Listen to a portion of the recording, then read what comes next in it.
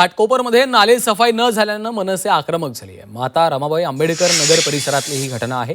2 दिवसामध्ये नाली सफाई करावी, अन्यथा कचरा कार्यालयामध्ये टाकण्यात येणार। मनसे शाखा अध्यक्ष अविनाश कदम यांनी हा इशारा दिलेला आहे। तुम्ही नाले साफसफाई करायची नाही आणि ह्या आमच्या गोरगरीब कष्टकरी जनतेच्यावर आरोप लावायचे। मग हे जे सगळं दिसतं हे काय सगळं खोटं आहे का?